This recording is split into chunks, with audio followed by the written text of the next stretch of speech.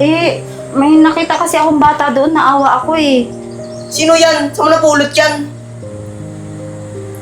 Sakali mo yan napulot? Oo, eh kasi wala na siyang pamilya eh. Dito muna siya sa atin kung pwede. Dito sa atin. Oo. Tayong dalawa pa lang nga eh. Sikip na tayo. Nakanto pa, ano ba yan? Eh, anak, pansamantala lang naman. Pulubi ba yan? Tinan mo, ang taba-taba.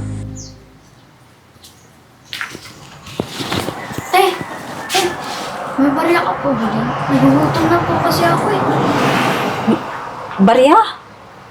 Opo. Bakit? Ano pang ginagawa mo rito?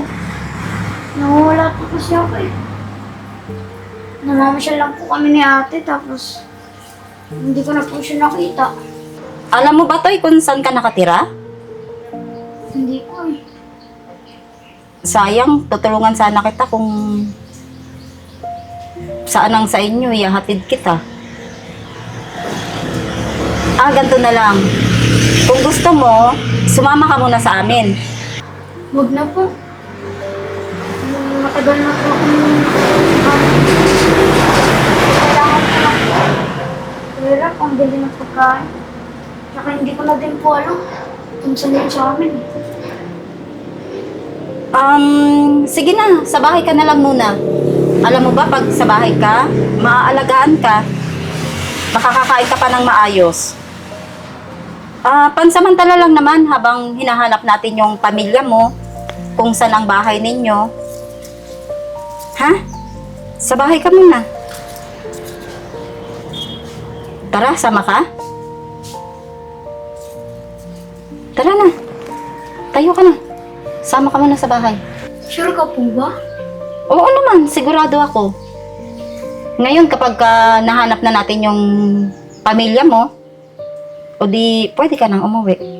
Ha? Pero sa ngayon, tara, sa bahay ka muna para makakain ka, ha? Sige po. Doon tayo.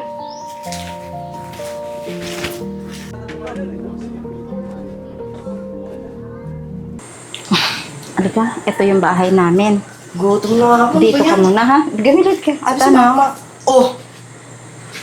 Ano ba yan? Mas nga nang galing. Nagugutom na ako. Eh, may nakita kasi akong bata doon, naawa ako eh. Sino yan? Saan mo napulot yan?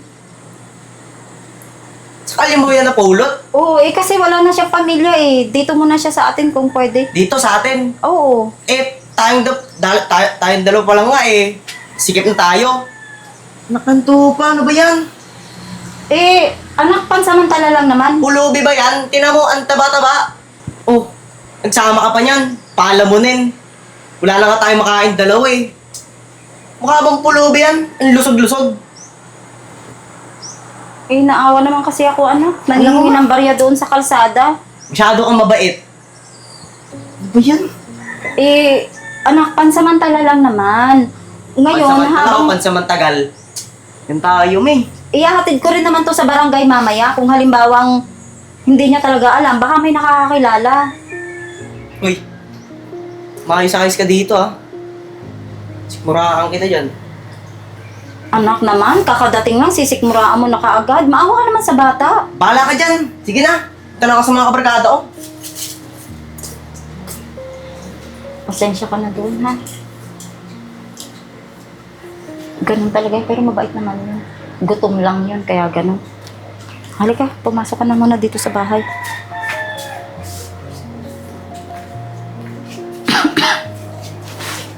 Halika, maupo ka muna. Ayan. Mamaya, ibibili kita ng pagkain, ha? Para makakain na rin tayo ng sabay. Teka nga, matanong ko lang, ano nga palang pangalan mo? Gerald po. Gerald. Alam mo, may kapangalan ka. Kapangalan mo rin yung anak ko. Kaso, maliit pa siya noon eh. Nung umalis sila. Ilang taong ka na? 11 po. 11? Alam mo, parehong-pareho kayo ng edad. 11 na rin siya. Siya nga pala. Ano nga palang bang ginagawa mo doon sa kalsada kanina? Kasi, nag-iisa ka lang. Sabi mo, iniwan na wala ka. Kasi, namamasyal lang kayo ng ate mo sa park. Tapos, hindi ka na niya binalikan doon sa park? Naglalaro-laro lang po ako, tapos hindi ko na po makita si ate. Tapos hinanap ko po siya, tapos doon po, hindi ko na po siya nakita. Sandali. Ganito na lang ang gagawin natin. Ipipicturean kita mamaya, tapos ipopost ko sa FB. Baka sakaling may makakakilala sa'yo nun. Tapos, ano pa ba? Sandali, pipicturean kita, ipopost natin. Ano nga pala pangalan ng ate mo? Sandali. Dali lang, may tumatawag, ha? Sandali lang, ha? Sasagutin ko muna to, ha? Hello? Opo, dito nga po. Dyan lang po, sa street na yan. Diretsulihin lang po.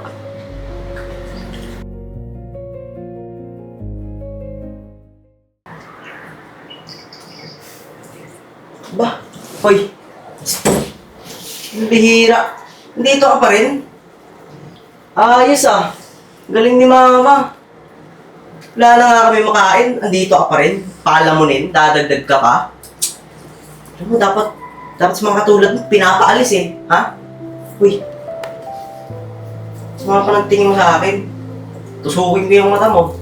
Maayos ka dito ah. Wala naman po akong masamang ginagawa eh. Ay, alam ko. Dadagdag ka pa dito eh. Wala na nga kaming matulugan. Wala din makain. Dadagdag ka pa. Taba-taba mo. Pala mo nilang putik. Sino ba yun si mama? Ano naman itong ginagawa mo, Juster? Matina mo, ba't andito pa rin yan? Dapat pinalayas mo na yan. Ang bihira naman, ma. Hinahanap pa nga yung ano niya, di ba? Yung pamilya.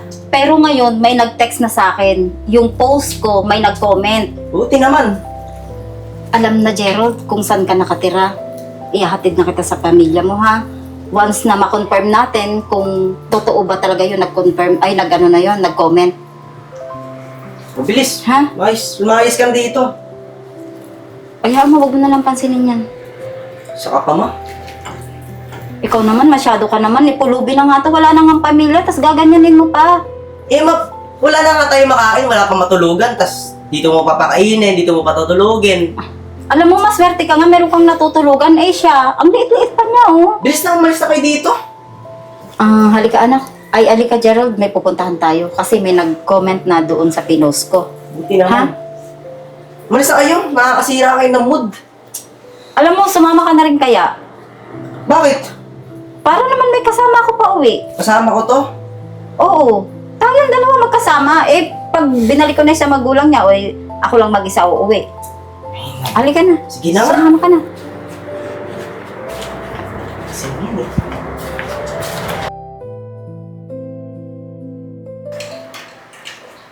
Hello po.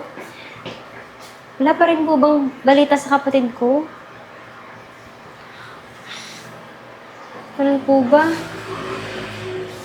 Kawawa naman yun. Buti sana kung may nakakuha sa kanya na mababait eh. Sige po.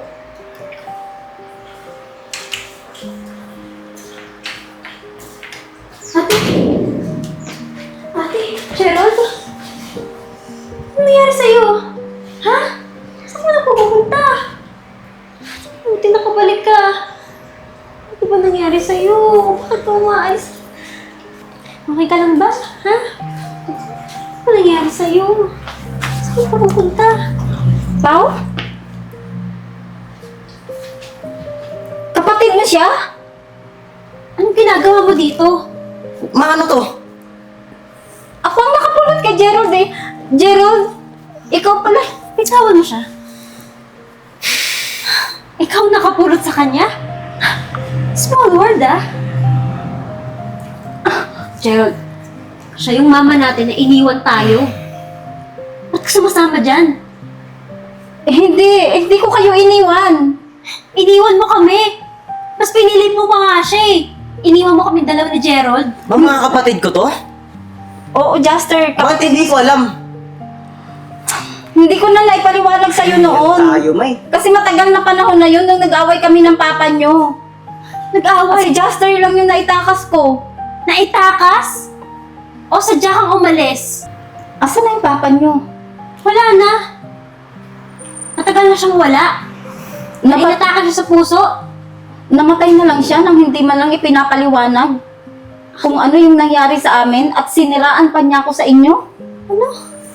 Ano siniraan? Eh, ikaw nga itong mali eh. Kaya Hindi totoo yun. hindi, iniwan mo kami, ma. Iniwan mo kami dalawa. Hindi ko kayo iniwan. Pagkatapos namin mag-away ng papa nyo, binalikan ko kayo kung saan kami dati nakatira. Pero ang sabi ng mga kapitbahay, umalis na daw kayo ng ibang bansa. Akala ko iniwan mo kami. Hindi ko yun magagawa sa inyo. Pero sabi ni Papa, Nagpabalik-balik ako dun sa bahay na tinirahan natin dati. Mukha akong tanga. Maghapon, magdamag. Pabalik-balik ako doon. Nahiya na nga lang ako sa mga tao doon na magtanong ulit eh. Hanggang sila na lang ang nagsabi sa akin na umalis na daw kayo. Alam niyo bang may mga araw na hindi ako makatulog kung ano naman nangyayari sa inyo? ibig sabihin, tinago ni Papa yung totoo. Alam mo bang nag-away kami ng papa niyo noon dahil nahuli ko siyang may iba siyang babae? Nung gabing itatakas ko kayo, nahuli niya ako. Kaya si Juster lang yung nadala ko.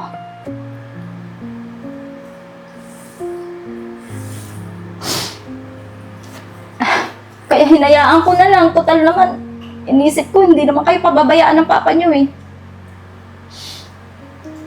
Dahil sila, may kaya sila sa buhay.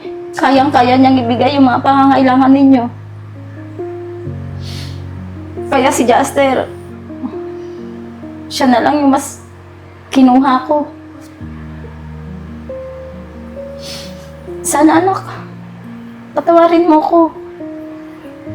Hindi ko naman gustong iwan kayo eh. Hindi, ma. Ako dapat yung humingi ng tawad. Kasi, akala namin, ikaw yung mali eh. Hindi ka namin hinanap. Kasi, masama yung loob namin sa'yo.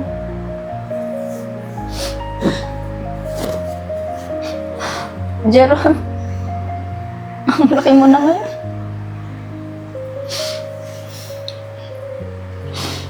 Pasensya na sa mga nasabi ko kanina.